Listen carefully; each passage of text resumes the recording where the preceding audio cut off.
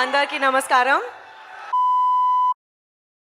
మన తెలుగు మూవీస్‌లో డాన్స్‌కి ఎప్పుడూ మంచి ఇంపార్టెన్స్ ఇస్తారు. అప్పట్లో ఎన్టీఆర్, ఏఎన్నార్ గారి ఐకానిక్ స్టెప్స్ గానీ, తర్వాత మెగాస్టార్ గారి గ్రేస్‌తో కూడిన డాన్స్ గానీ, ఇంకా ఇప్పుడు జనరేషన్ గురించైతే నేను కొత్తగా చెప్పాల్సిన అవసరమే లేదు.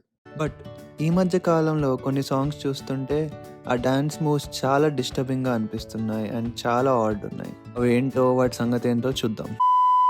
ఎవరిని క్రిటిసైజ్ ఆర్ కామెంట్ చేసేంత పెద్దోడిని కాదు గానీ, టీఎఫ్ఐ అభిమానిగా నేను ఎక్స్‌ప్రెస్ చేస్తున్న ఆవేదన అండ్ ఒక రిక్వెస్ట్ అంతే.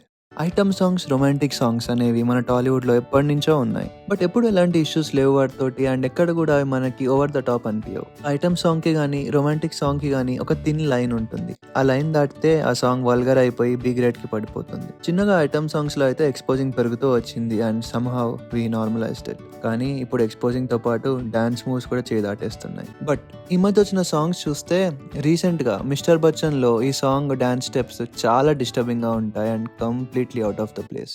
వర్స్ట్ పార్ట్ ఏంటంటే ఆ సాంగ్ కోసం స్పెషల్‌గా పాకెట్లు కూడా కుట్టించారు. అలానే 'పుష్ప 2లో' ఫీలింగ్ సాంగ్ కూడా అనొద్దు గానీ కొంచెం లైన్ దాటిందనే అనిపిస్తుంది. అలానే మొన్న రిలీజ్ అయిన బాలేబాబు గారి 'దబిడే దిబిడే' సాంగ్‌లో కూడా మనం ఇలాంటి స్టెప్స్ చూస్తాం. ఇవన్నీ చూడ్డానికి చాలా వియర్డ్‌గా అండ్ ఆక్వర్డ్‌గా ఉంటాయి.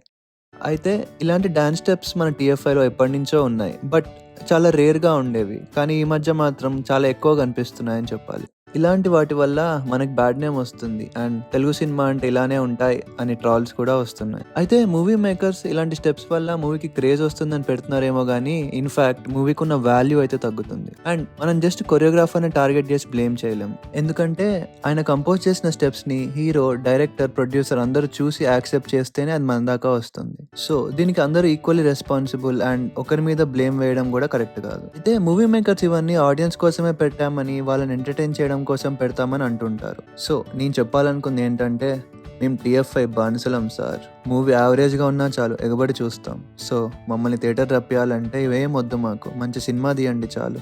సో ఫైనల్గా నేను చెప్పేది ఒకటే, let's not normalise these kind of things. మనం గట్టిగా అపోజ్ చేస్తేనే ఇలాంటివి మనం తగ్గియచ్చు. హోప్ఫుల్లీ ఇలాంటివి ఫ్యూచర్లో తగ్గుతాయని ఆశిస్తున్నా. ఇంతకీ దీని గురించి మీ ఒపీనియన్ ఏంటో కింద కామెంట్స్లో చెప్పండి అండ్ అలానే ఛానల్కి కొత్తగా వచ్చి ఉంటే సబ్స్క్రైబ్ చేసుకోండి. Thank you.